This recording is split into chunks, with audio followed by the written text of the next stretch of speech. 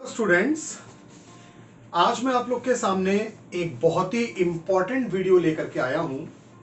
इस वीडियो में हम लोग डिस्कस करेंगे about all the changes which the government of India has brought about in our education system with the help of the new education policy of 2020। तो आज इस lecture में हम लोग डिस्कस करेंगे कि वो कौन कौन से बदलाव हैं जो स्कूल के लेवल पे, प्राइमरी लेवल पे, मिडिल क्लास के लेवल पे, हायर लेवल पे या फिर कॉलेज या यूनिवर्सिटी लेवल पे बदलाव किए गए हैं। उन सारे बदलावों को मैं डिटेल में आपके सामने रखने जा रहा हूं और डिस्कस करने जा रहा हूं। तो हो सकता है कि ये वीडियो थोड़ा सा लंबा हो जाए, तो प्लीज आप लोग कोशिश करिएगा कि इस वीडियो को एंड तक देखिएगा, क्योंकि इसमें जो बातें आपको बताई जाएंगी वो बहुत ही इंपॉर्टेंट बातें हैं, स्पेशली द स्टूडेंट्स के लिए या उनके पेरेंट्स के लिए, क्योंकि इसमें जो बातें हैं वो वाकई में आपके लाइफ पे बहुत ज्यादा इंपैक्ट कहीं ना कहीं किसी ना किसी तरीके से डालेंगी जरूर। तो चलिए स्टार्ट करते हैं इसके साथ। तो जो टॉपिक हम लोग डिस्कस करने जा रहे हैं वो है हमारा न्यू एजुकेशन पॉलिसी 2020। अब सबसे पहले तो यह सवाल उठता है कि आखिर ये पॉलिसी जो 2020 में अब आई है, ये पॉलिसी किस पॉलिसी को रिप्लेस कर रही है। तो ये मैं आपको बता दूं कि ये जो न्यू एजुकेशन पॉलिसी है, ये हमारी पिछली नेशनल एजुकेशन पॉलिसी 1986 को रिप्लेस करने जा रही है। यानी जो पॉलिसी अभी तक हमारे पास एप्लीकेबल थी वो 1986 की थी और अब ये जाके चेंज हो रही है 2020 में। यानी there has been a time gap of 34 years. और आप समझ सकते हैं 34 साल का टाइम पीरियड बहुत बड़ा टाइम पीरियड होता है। इतने टाइम पीरियड में बहुत सारे बदलाव होते हैं। आप ऐसे समझ लीजिए कि जब ये 1986 की हम लोग बात कर रहे हैं तो उस समय हमारे देश में मोबाइल फोन तो होते ही नहीं थे और लैंडलाइन फोन भी गिने चुने घरों में होते थे। इंटरनेट पहले था ही नहीं, ऑनलाइन कोई सेटअप था ही नहीं। यानी उन 34 सालों के अंदर हमारे देश का और दुनिया का जो सेटअप है वो बहुत बदल गया, लेकिन जो हमारा एजुकेशन का सिस्टम था वो बिल्कुल नहीं बदला। तो अब ये बहुत जरूरी था हम सब के लिए कि हमारे पास एक नई एजुकेशन नीति या एक पॉलिसी आए जो कि अब हमारे पास आ गई है। तो new education policy is of 2020 और ये अनाउंस हुई है on 29th of July, obviously in the year 2020। अब इस पॉलिसी में जो पॉलिसी के हिसाब से बदलाव हुए हैं, पहले मैं जरा उन बदलावों के ऊपर आपको हाईलाइट कराता हूं। जैसे कि अभी तक हमारे देश में एजुकेशन को डील करने से रिलेटेड एक मिनिस्ट्री होती थी जिसका नाम होता था HRD मिनिस्ट्री। अब ये मिनिस्ट्री का नाम चेंज करके कर दिया गया है। अब इसका नाम चेंज होकर के हो गया है एजुकेशन मिनिस्ट्री। यानी पहला बदलाव तो यही है कि भाई इसका नाम बदल दिया गया, HRD मिनिस्ट्री से अब ये हो गया एजुकेशन मिनिस्ट्री। आगे बढ़ते हैं।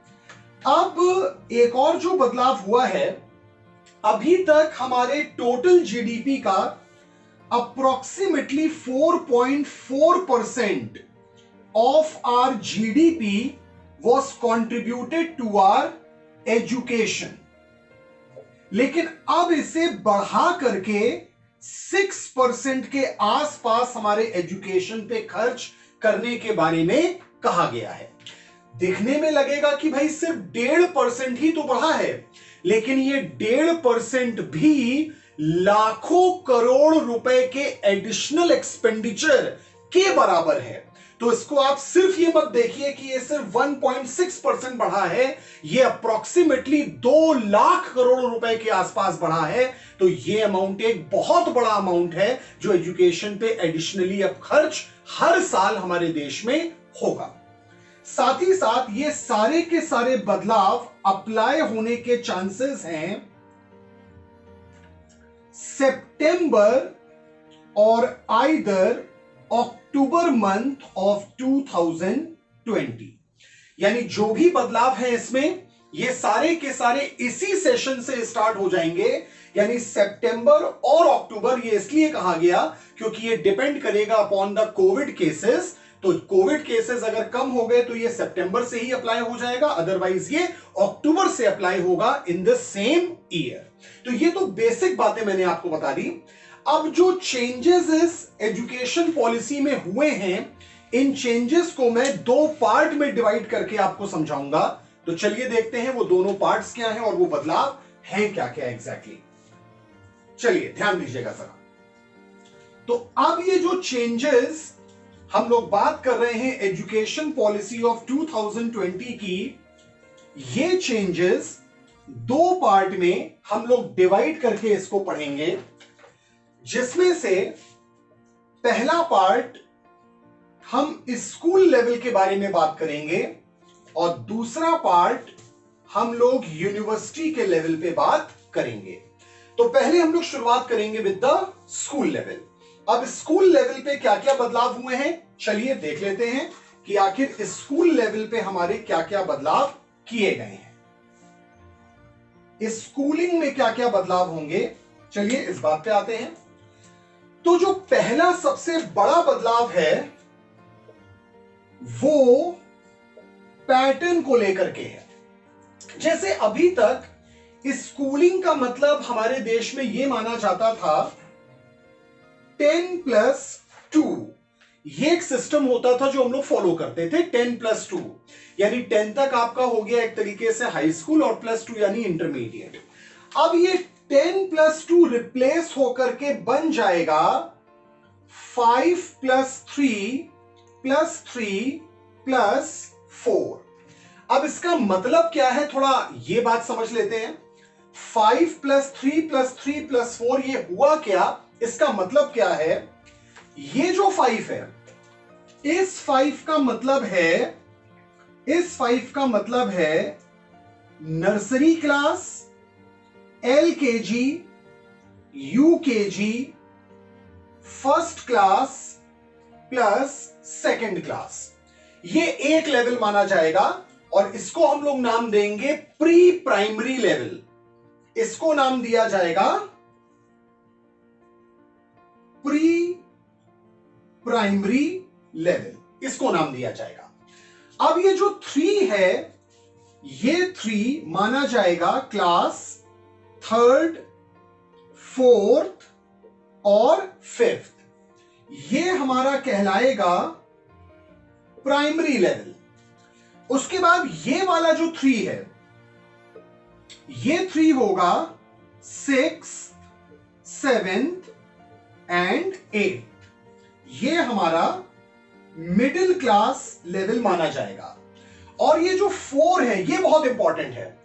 ये 4 अब से माना जाएगा 9th, 10th, 11th and 12th।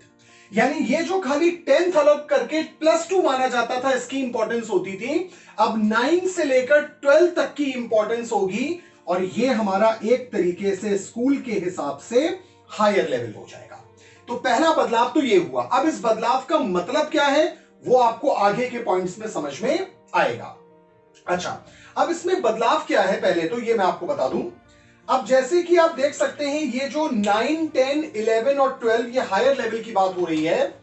यहां पे अब से सेमेस्टर वाइज एग्जाम्स होंगे और हर एक ईयर में 2 सेमेस्टर्स होंगे। 2 सेमेस्टर्स का मतलब 4 क्लास हैं और 2 सेमेस्टर ईच, यानी 8 एग्जाम्स यहां पर होंगे। ठीक है। और एक इंपॉर्टेंट बात मैं आपको बता दूं, ये जो 10th क्लास यहां पर है, 10th क्लास को हम लोग बोर्ड एग्जाम मानते हैं ना, चाहे वो ISC है, CBSE है, यूपी बोर्ड है या और भी अलग अलग स्टेट बोर्ड्स हैं। अब एक नया बदलाव जो बहुत बड़ा और मेजर बदलाव है वो ये है कि ये क्लास 10th वाला जो ये बोर्ड एग्जाम होता था, अब से क्लास 10th में there would be no board exams. अब से कोई बोर्ड एग्जाम नहीं होगा क्लास 10th में, यानी क्लास 9, 10th, 11 सब इंटरनल होगा आपका। सिर्फ 12th में आपके बोर्ड से एग्जाम होगा। 10th तक बोर्ड एग्जाम अब स्क्रैप कर दिए जाते हैं इन all the boards, whether it is ICSC, ISC, CBSE, UP board और एनी अदर बोर्ड। तो सारे के सारे ये बोर्ड एग्जाम जो आपके हैं 10th वाले, ये स्क्रैप हो जाएंगे। ये एक बहुत मेजर बदलाव है। चलिए आगे बढ़ते हैं। अब इसके बाद आते हैं कुछ और भी पॉइंट्स पे हम लोग। अब नेक्स्ट पॉइंट जो हम लोग पढ़ने जा रहे हैं उस पे आते हैं, जो कि अगेन बहुत इंपॉर्टेंट पॉइंट है हमारे लिए। अभी तक हमारे देश में जो नॉर्मली बच्चों के एडमिशंस होते थे स्कूलों में, उसको लेकर के अब ये पॉइंट है। तो second point is related to the admission. अभी तक नॉर्मली एडमिशन के लिए जो एज होती थी 3.5 to 4.5 years की होती थी, अब ये एज भी चेंज करके ये कर दी जाएगी 3 years, यानी 3 साल की उम्र में ही बच्चों का एडमिशन स्कूल में कराया जा सकता है। तो ये एक बहुत बड़ा मेजर बदलाव होगा। इससे जो बच्चों की स्कूलिंग का टाइम पीरियड है वो अपने आप में काफी स्ट्रेच हो जाएगा। 1 से 1.5 साल वो और ज्यादा स्ट्रेच हो जाएगा। चलिए आगे बढ़ते हैं। अब एक बहुत इंपॉर्टेंट पॉइंट पे आते हैं हम लोग। ये ज्यादातर बच्चों के लिए प्रॉब्लम करता है जब वो क्लास 11th में आते हैं स्पेशली। अब multi disciplinary system will be applied. अब ये मल्टी डिसिप्लिनरी सिस्टम है क्या, ये मैं आपको बता देता हूं। जैसे अभी तक क्या होता था कि जैसे क्लास 11th में बच्चा आया तो उसको चूज करना होता था आइदर फ्रॉम साइंस साइड और फ्रॉम कॉमर्स साइड और from humanities, that is the arts side. ऐसा होता था। लेकिन अब ऐसा कोई सिस्टम नहीं होगा एग्जैक्टली। अब बच्चा अगर चाहेगा तो अपनी मर्जी से जो भी सब्जेक्ट चूज करना चाहे वो सब्जेक्ट चूज कर सकता है। जैसे फॉर एग्जाम्पल अगर वो चाहे तो साइंस से फिजिक्स उसने ले लिया, कॉमर्स से उसने अकाउंट्स और इकोनॉमिक्स ले लिया, और आर्ट साइड से अगर वो चाहे तो उसने म्यूजिक ले लिया, डांस उसने ले लिया, इंग्लिश उसने ले लिया, जो भी सब्जेक्ट, ज्योग्राफी चाहे तो वो ले लिया, हिस्ट्री चाहे तो वो ले लिया। यानी अब आप मल्टी डिसिप्लिनरी लेवल पे स्टडीज कर सकते हैं। आप एक पर्टिकुलर बाउंड्री में बंद करके पढ़ाई करेंगे ऐसा नहीं होगा। यानी आप अपनी मर्जी के मुताबिक जो भी स्ट्रीम पढ़ना चाहें, you are most welcome to do that, opt that. चलिए आगे बढ़ते हैं। अब एक और बदलाव हुआ, मिनिमम मार्क्स। अमूमन ऐसा देखने को मिलता था कि अगर आप जब 11th में आते थे और आपको एक पर्टिकुलर स्ट्रीम चुननी होती थी, मान लीजिए साइंस स्ट्रीम, तो यह होता था कि भाई आपके 75% मार्क्स होना जरूरी है, अदरवाइज आपको यह स्ट्रीम नहीं मिलेगी। अब मिनिमम मार्क्स का कोई क्राइटेरिया नहीं होगा, यानी student will be free to choose the side or choose the subjects of his own choice। यानी यहां पे स्कूल अथॉरिटीज आपको फोर्स नहीं कर सकती कि आपको यही स्ट्रीम लेनी है, यही सब्जेक्ट लेना है, ऐसा कोई फोर्स नहीं होगा। आप अपनी मर्जी के अनुसार जो भी स्ट्रीम लेना चाहें, जो भी सब्जेक्ट ऑप्ट करना चाहें, you are totally free to do that. यहां पे कोई भी मिनिमम मार्क्स का क्राइटेरिया फॉलो नहीं होगा, जो कि एक बहुत पॉजिटिव चीज, बहुत पॉजिटिव बदलाव है बच्चों के लिए। चलिए आगे बढ़ते हैं। नेक्स्ट आते हैं। अभी बहुत सारे ऐसे बदलाव हैं जो वाकई में आप लोग अप्रिशिएट करेंगे और आप लोग को लगेगा कि हाँ भाई वाकई में ये बदलाव काफी हद तक हमारे लिए बेनिफिशियल हैं। नेक्स्ट बदलाव की ओर अगर हम लोग आगे बढ़ें तो अब पॉइंट नंबर 4 पे आते हैं हम लोग।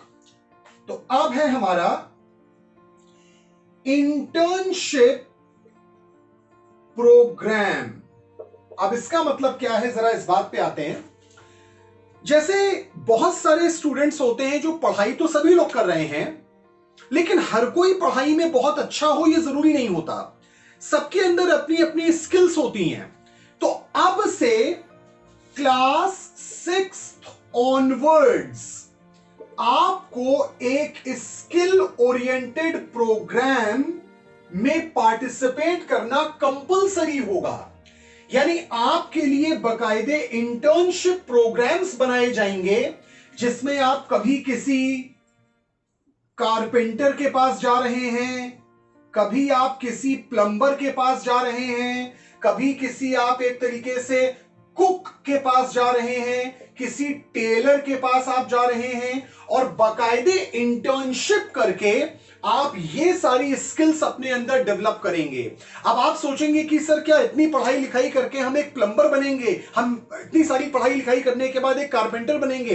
देखिए, ये सिर्फ एक मानसिकता वाली बात है जो हमने ये डिसाइड कर लिया है कि कारपेंटरी जॉब बहुत छोटी होती है, टेलरिंग जॉब बहुत छोटी होती है, ये हमारे माइंड में होता है। लेकिन एक्चुअली में कोई जॉब छोटी नहीं होती है, बहुत सारी जॉब हर तरीके से बड़ी हैं। अगर मैं आपसे ये कहूं कि भाई आप बड़े होकर के आप एक बार्बर बन जाइए ना, आप एक नाई बन जाइए, तो आपको लगेगा कि सर ये क्या बात कर रहे हैं आप सर, इतनी पढ़ाई लिखाई करने के बाद हम एक बार्बर बनेंगे। लेकिन अगर मैं बात करूं जावेद हबीब की, तो वो भी एक तरीके से टेक्निकली क्या है, वो एक बार्बर है, लेकिन उसको हम लोग हेयर स्टाइलिस्ट कहते हैं। वो एक अपने आप में सेलिब्रिटी है। उससे अगर हम लोग बाल कटवा पाए तो शायद ये हम लोग का खुशनसीब होगा, हम लोग का, कि हम लोग ऐसा कर पाए। शायद लाइफ में कभी ना कर पाए हम लोग। अगर टेलरिंग की भी अगर हम लोग बात करें तो मनीष मल्होत्रा टेक्निकली अगर वो देखा जाए तो एक टेलर ही तो है, लेकिन उसको हम फैशन डिजाइनर कहते हैं ना बेसिकली, क्योंकि वो भी अपने आप में एक सेलिब्रिटी है। तो कोई काम छोटा नहीं होता। आप किसी भी काम को अगर पूरी लगन के साथ करें तो वो काम अपने आप में बड़ा होता है। और यही फीलिंग डेवलप कराना एम है इस पॉइंट के पीछे, कि आप पढ़ाई के साथ साथ कोई स्किल ओरिएंटेड चीज भी आप सीखें और क्लास 12th के बाद जो भी कोर्स या जो भी स्किल आपने सीखी होगी उससे रिलेटेड आपको एक वोकेशनल या एक स्किल रिलेटेड सर्टिफिकेट भी आपको दिया जाएगा। और इस सर्टिफिकेट के बेसिस पे अगर आप चाहें तो तुरंत के तुरंत बाद क्लास 12th के बाद ही आप अपना खुद का कोई एम्प्लॉयमेंट, खुद की कोई जॉब या खुद का कोई बिजनेस स्टार्ट कर सकते हैं। यानी पढ़ाई के लिए तो आपको जो मार्क्स मिलते हैं वो तो मिलेंगे ही, लेकिन साथ ही साथ आपको एक वोकेशनल ट्रेनिंग का भी सर्टिफिकेट मिलेगा। उसके बेसिस पे आप अपने आप को सेल्फ एम्प्लॉय कर सकते हैं। और जो एक नारा दिया गया है देश को, आत्मनिर्भर भारत, तो आप सबसे पहले तो खुद को आत्मनिर्भर बना पाएंगे। तो यह भी एक बहुत इंपॉर्टेंट बदलाव है जो मैंने आपको बताया। चलिए आगे बढ़ते हैं। इसके बाद एक बदलाव है कोडिंग प्रोग्राम। जैसा कि भाई आपने भी कई सारे व्हाट्सएप मैसेजेस में, फेसबुक मैसेजेस में देखा होगा कि चाहे हम लोग बात करें बिल गेट्स की, जेफ बेजोस की, या फिर हम लोग बात करें सुंदर पिचाई की, सत्यन नडेला की, ये सारे ऐसे इंटरनेशनल ख्याति के लोग हैं जिन्हें बहुत सक्सेस मिली हुई है। मार्क जकरबर्ग की बात करें हम लोग, ये सारे लोगों ने लाइफ में बहुत जल्दी कोडिंग करना सीख लिया था। तो अब क्लास 6th ऑनवर्ड्स बच्चों को कोडिंग प्रोग्राम भी कंपल्सरीली पढ़ाया जाएगा, जिससे उनके अंदर कोडिंग की जो नॉलेज है वो डेवलप हो सके और कम समय के अंदर उनका माइंड शार्प हो जाए और वो ज्यादा से ज्यादा हार्ड वर्क के साथ स्मार्टली भी अपना वर्क करना सीख सकें। ये भी एक इंपॉर्टेंट स्टेप उठाया गया है। इसके अलावा चलिए, अभी बहुत सारे और भी बदलाव हैं जिनको जान लेना बहुत जरूरी है। तो चलिए आगे बढ़ते हैं, पॉइंट नंबर 6 पे आते हैं। अब जो ये बदलाव मैं बताने जा रहा हूं, ये आपको थोड़ा अजीब लगेगा सुन के कि ये कैसा बदलाव है, लेकिन हां, ये भी एक बहुत इंपॉर्टेंट बदलाव है। तो पॉइंट नंबर 6 है रिपोर्ट कार्ड से रिलेटेड बदलाव। देखिए, अभी तक का रिपोर्ट कार्ड क्या होता था कि भाई आपने सब्जेक्ट वाइज जो मार्क्स गेन किए, टीचर ने इवैल्यूएट किया और वो मार्क्स आपके रिपोर्ट कार्ड में लिख दिए गए, ग्रेडिंग आपकी दे दी गई, A grade, B grade, A plus, B plus, like that, या फिर 90, 95, 96, 82, 83, इस तरीके से मार्क्स आपके दे दिए गए। अब लेकिन जो रिपोर्ट कार्ड्स तैयार होंगे वो 3 लेवल पे होंगे। 3 लेवल पे रिपोर्ट कार्ड्स तैयार होंगे। एक होगा सेल्फ असेसमेंट, यानी पहला पार्ट वो होगा जिसमें आप खुद का मूल्यांकन खुद से करेंगे, खुद से आप अपने आप को नंबर्स देंगे कि भाई मेरे हिसाब से मैंने कितना बढ़िया या कितना खराब परफॉर्म किया। एक ऑनेस्ट रिव्यू, सेल्फ रिव्यू आप खुद से करके अपने हिसाब से आपको जो लगा, यानी आपने मेहनत की नहीं की, आपको लगता है कि आपने मेहनत की लेकिन रिजल्ट उतना अच्छा नहीं आया, जो भी आपको लगता है आप सेल्फ असेसमेंट करके खुद से वहां पर लिखेंगे। दूसरा होगा आपके क्लासमेट्स द्वारा किया गया असेसमेंट, यानी जो क्लास में बाकी बच्चे हैं वो एनालाइज करेंगे कि आपकी परफॉर्मेंस क्लास में कैसी है। यानी उनके हिसाब से आप क्लास में एक्टिव हैं, पैसिव हैं, एनर्जेटिक हैं, लेथार्जिक हैं, आप क्लास में आंसर्स देते हैं नहीं देते हैं, प्रोएक्टिव हैं, एक्टिव हैं, रिएक्टिव हैं, क्या है, कैसे हैं, उनका असेसमेंट भी यहां पे लिखा जाएगा। और तीसरा ऑब्वियसली जो कि बहुत इंपॉर्टेंट होगा, that is the teachers assessment. तो टीचर्स असेसमेंट तो वही है जो पहले भी होता था, लेकिन अब यहां पे दो चीजें जुड़ गई, एक सेल्फ असेसमेंट और एक क्लासमेट्स असेसमेंट। चलिए आगे बढ़ते हैं। नेक्स्ट आते हैं पॉइंट नंबर 7 पे। अब अगेन ये बहुत इंपॉर्टेंट पॉइंट है बेटा, ध्यान रखिएगा इस बात का। क्लास 5th तक, यानी अप टिल क्लास 5th आपको इंग्लिश में पढ़ाया जाए, देयर इज नो कंपल्शन। यानी क्लास 5th तक आपकी जो मातृभाषा है, जो आपकी मदर टंग है, ज्यादातर उसमें पढ़ाई कराई जाएगी। यानी इंग्लिश में सब कुछ पढ़ाया जाए ये जरूरी नहीं है, काफी हद तक वो बायलैंग्वेज होगा, यानी थ्रू आउट इंग्लिश में आपको सब कुछ बताया जाए, ये ऐसा नहीं होगा। यानी इंग्लिश में कम बताया जाएगा और इनफैक्ट आपकी जो मदर टंग है, हिंदी है या जो भी है अलग अलग स्टेट्स में, उसके अकॉर्डिंगली आपको ज्यादा पढ़ाया जाएगा क्लास 5th तक। 6th ऑनवर्ड्स इंग्लिश इंक्लूड किया जाएगा। अब आते हैं एक और बदलाव की ओर स्कूलिंग की तरफ, जो कि अगेन बहुत इंपॉर्टेंट बदलाव है और खास तौर से जो स्टूडेंट्स क्लास 11th या स्पेशली 12th में हैं, उनके पॉइंट ऑफ व्यू से तो ये बहुत ही ज्यादा इंपॉर्टेंट बदलाव है। और वो बदलाव है, अब से there would be a common entrance exam all over India for all the universities. ये बहुत इंपॉर्टेंट बदलाव है, ध्यान दीजिएगा इस बात पे।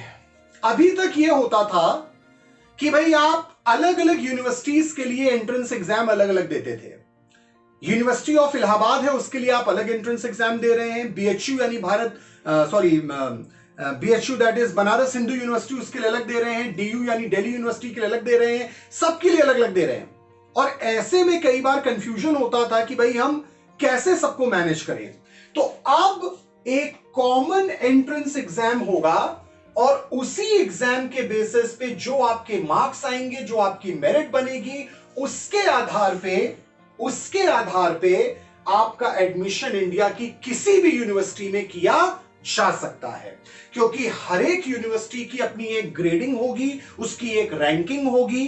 तो जिस तरह से आप स्कोर करेंगे इस एंट्रेंस एग्जाम में, उसी के बेसिस पे ऑल इंडिया रैंक के हिसाब से आपकी रैंकिंग निकाली जाएगी, उसकी मेरिट बनेगी और उसके आधार पे आपको एडमिशन दिया जाएगा इन रिस्पेक्टिव यूनिवर्सिटी। लेकिन हां, अब यहां पर एक काम यह करना पड़ेगा कि जैसे अभी तक आप सिर्फ ये सोचते थे कि भाई मैं आईएससी बोर्ड का हूं तो मैं सिर्फ आईएससी का पढ़ लेता हूं, बाकी मुझे पढ़ने की क्या जरूरत है। आप सीबीएसई बोर्ड के हैं तो आप ये सोचते थे कि सिर्फ सीबीएसई का पढ़ लेता हूं, बाकी की क्या जरूरत है। या आप यूपी बोर्ड के थे तो आप ये सोचते थे मुझे बाकी की पढ़ने की क्या जरूरत है। लेकिन अब आपके पास कॉम्प्रिहेंसिव नॉलेज होना बहुत ज्यादा जरूरी है, रादर देन कि आप सिर्फ और सिर्फ अपने हिसाब से ही पढ़ लें और काम चला लें। तो ये एक पॉजिटिव भी है, लेकिन इसमें एक देखने वाली बात भी है। फिर एक और बदलाव जो है वो भी आप समझ लीजिए।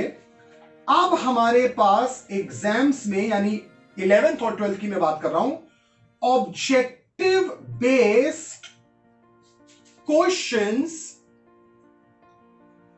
Plus case study based questions आपके एग्जाम में काफी आएंगे।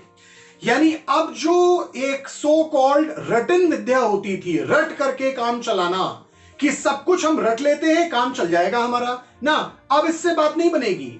अब आपको ऑब्जेक्टिव यानी वेरी शॉर्ट एक नंबर वाले जो क्वेश्चंस होते हैं, जिनका खाली one word for the following type का आंसर होता है, वो आपको प्रिपेयर करना है। साथ ही साथ केस स्टडी बेस्ड क्वेश्चन, यानी स्ट्रेट फॉरवर्ड क्वेश्चन ये नहीं आएगा कि एक्सप्लेन दिस या define this.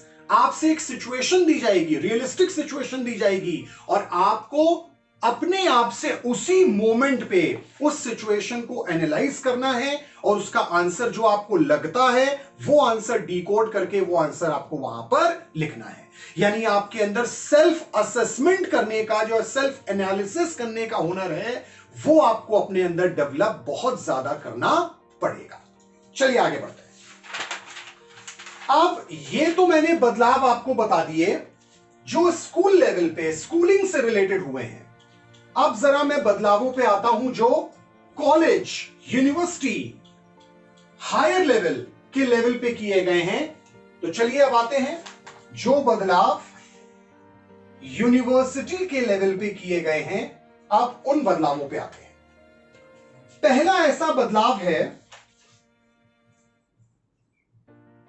Multiple entry and exit policy.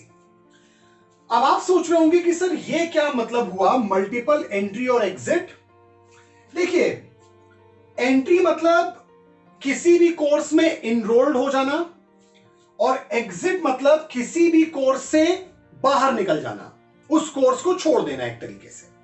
जैसे अभी तक क्या होता था कि अगर आप कोई ग्रेजुएशन कोर्स कर रहे हैं, से फॉर एग्जांपल आप बीकॉम कर रहे हैं, जो कि नॉर्मली 3 साल का होता है। अब किसी स्टूडेंट ने क्या किया, बीकॉम में एडमिशन ले लिया, 1 साल उसने पढ़ाई भी कर ली, लेकिन 1 साल पढ़ाई करने के बाद उसको ऐसा लगने लग गया कि I am not made for BCom. मुझे तो फैशन डिजाइनिंग करना था, मुझे तो होटल मैनेजमेंट करना था, ये मैं कहां चला आया, मुझे तो कुछ और ही करना था, मुझे तो एलएलबी करना था, मुझे कुछ और करना था, ये मैं क्या करने लग गया। अब अगर ऐसे में वो 1 साल के बाद बीकॉम छोड़ता है, तो उस 1 साल की मार्कशीट की कोई वैल्यू नहीं है, क्योंकि आपने कोर्स कंप्लीट नहीं किया। लेकिन अब क्या होगा, अब मल्टीपल एंट्री एंड एग्जिट है।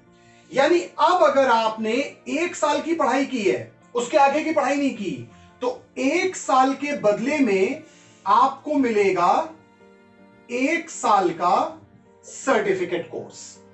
2 साल पढ़ाई की, उसके बाद आपने छोड़ दिया, तीसरे साल पढ़ाई नहीं की, तो आपको 2 साल के बदले में मिलेगा डिप्लोमा। और अगर आपने 3 साल पूरा कंप्लीट कर ही लिया है, तब तो आपको एज यूजुअल डिग्री मिल ही जाएगी। यानी आप 1 साल की पढ़ाई करने के बाद भी सर्टिफिकेट लेकर के वो सर्टिफिकेट किसी और कोर्स में एज एडिशनल क्वालिफिकेशन काउंट होगा, और शायद वहां पे एडमिशन में आपकी मदद करेगा। पहले ऐसा नहीं होता था, पहले ये होता था कि आपने 3 साल कंप्लीट नहीं किया है तो 2 साल भी किया है तो वो किसी यूज का नहीं है। लेकिन अब ऐसा नहीं होगा, 1 साल की भी वैल्यू है, 2 साल की भी वैल्यू है, और 3 साल किया है तब तो वैसे भी वो पूरी डिग्री आपकी हो ही गई है। चलिए आगे बढ़ते हैं, नेक्स्ट पॉइंट पे आते हैं हम लोग। अब नेक्स्ट पॉइंट हमारा कहता है ग्रेजुएशन से रिलेटेड कुछ बदलाव किए गए। अमूमन जो ग्रेजुएशन हम लोग करते हैं वो अमूमन 3 साल का ही होता है, चाहे आप बात करें बीए की, बीएससी की, या फिर बीकॉम की, तो 3 साल नॉर्मली हम लोग मानते हैं। लेकिन अब इसमें भी बदलाव आएगा।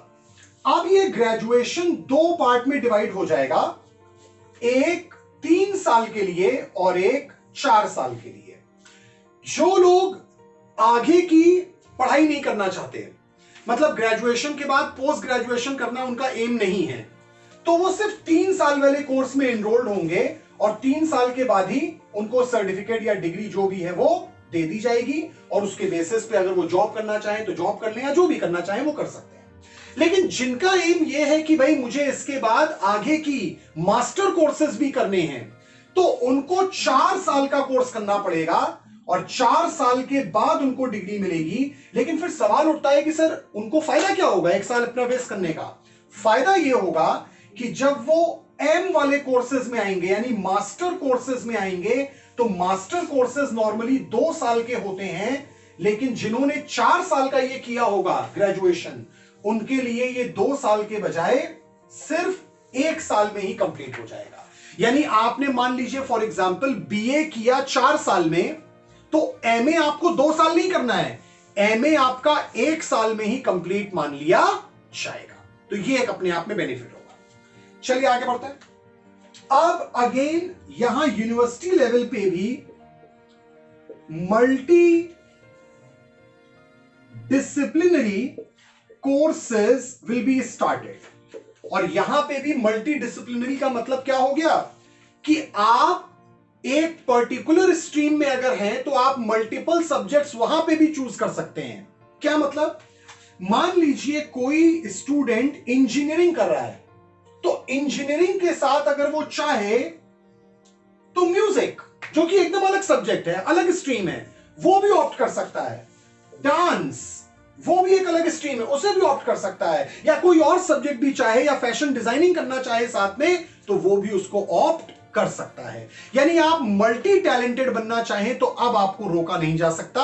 अब आप चाहें तो एक तरीके से एक से ज्यादा टैलेंट भी अपने अंदर पोजेस कर सकते हैं। चलिए आगे बढ़ते हैं।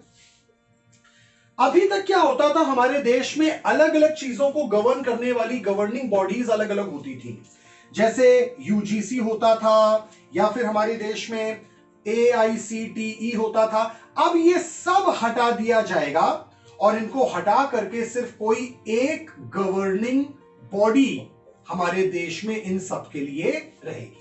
तो एक गवर्निंग बॉडी होने का फायदा यह होता है कि नियम कानून बड़े स्पष्ट हो जाते हैं, रूल्स एंड रेगुलेशन काफी क्लियर हो जाते हैं, उसमें कोई डाउट नहीं रह जाता। लेकिन क्योंकि एक से ज्यादा जब गवर्निंग बॉडीज होती हैं तो कई बार जो उनके रूल्स एंड रेगुलेशंस होते हैं वो आपस में ओवरलैप करने लग जाते हैं। तो ये ओवरलैपिंग ना होने पाए, इसके लिए अब ये अलग अलग इंस्टीट्यूशंस को हटा करके एक गवर्निंग बॉडी बना दी जाएगी। चलिए आगे बढ़ते हैं। अगेन एक बहुत इंपॉर्टेंट बदलाव अब मैं आपको और बताने जा रहा हूं। जैसे अभी तक क्या होता था कि भाई हमारे देश में तरह तरह की यूनिवर्सिटीज हैं, कुछ गवर्नमेंट ओरिएंटेड हैं, कुछ आपकी प्राइवेट हैं, कुछ आपकी सेमी गवर्नमेंट हैं। तो अब ये होगा, there would be same syllabus in all the universities, whether they are the central universities, they are the state universities, they are the deemed universities, हर एक यूनिवर्सिटी में सिलेबस अब सेम होगा। ये एक बहुत बड़ा बदलाव है और बहुत पॉजिटिव बदलाव है। यानी ये नहीं है कि आप डीयू में कुछ और पढ़ रहे हैं, एयू में कुछ और पढ़ रहे हैं, सब जगह सिलेबस सेम रहेगा। जस्ट लाइक आईएससी में, आप आईएससी कहीं भी पढ़ रहे हो, आप यूपी में हो, एमपी में हो, राजस्थान में हो, कहीं पे भी हो, सिलेबस सेम होता है ना। तो अब यहां पे यूनिवर्सिटी लेवल पे भी सिलेबस सेम होगा। तो ये एक बहुत बड़ा बदलाव है, पॉजिटिव बदलाव है। चलिए आगे बढ़ते हैं। देश की टॉप 100 यूनिवर्सिटीज अब ऑनलाइन एजुकेशन भी देना शुरू कर देंगी। यानी आप ऑनलाइन माध्यम से भी देश की जो टॉप 100 रैंकिंग यूनिवर्सिटीज हैं उनके कोर्सेज के लिए आप अप्लाई कर सकते हैं। ये खास तौर से कोविड पेंडेमिक को देखते हुए ये कोर्सेज स्टार्ट किए गए हैं। इसके अलावा ये एक बदलाव है, शायद बहुत ज्यादा लोग इससे रिलेट ना कर पाए। एमफिल मास्टर ऑफ फिलॉसफी जो कोर्स होता था, एमफिल कोर्सेज अब स्क्रैप्ड कर दिए गए हैं। यानी अब से कोई एमफिल कोर्सेज नहीं होंगे, सिर्फ और सिर्फ जो आपकी पीएचडी कोर्सेज होते हैं सिर्फ वही अपने आप में होंगे। अब से एमफिल कोर्सेज आपके कहीं पे भी नहीं होंगे। और फिर एक और बदलाव, लास्ट एक बदलाव जो मैं आपको बताना चाहता हूं, ये बहुत इंपॉर्टेंट बदलाव है। देश में नई new 100 foreign universities are going to be set up देश में 100 फॉरेन यूनिवर्सिटीज और उनकी ब्रांचेस, खासतौर से उनकी ब्रांचेस इस्टेब्लिश होने जा रही हैं। यानी अब जो स्टूडेंट्स देश के बाहर जाके पढ़ाई करते थे, अब उनको देश के बाहर जाने की जरूरत नहीं है। देश के अंदर रह करके ही इंटरनेशनल लेवल की स्टडी भी अगर वो करना चाहें तो देश के अंदर रह करके कम पैसों में वो चीज वो कर सकते हैं। ये भी एक बहुत पॉजिटिव बदलाव है जो आप लोगों के लिए इस न्यू एजुकेशन पॉलिसी में किया गया है। तो आई होप आपको मैंने वो सारी बातें जितना मैं समझ पाया हूं इस पॉलिसी को मैंने बताई हैं, समझाई हैं।